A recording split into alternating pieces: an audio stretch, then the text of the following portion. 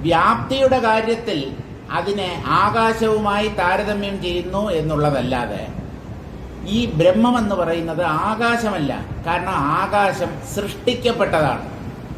ബോധത്തിൽ നിന്ന് ആദ്യമായി ഉണ്ടെന്ന് തോന്നിയ ഒരു ദൃശ്യമാണ് ഈ ആകാശം. ആകാശം ജഡമാണ്.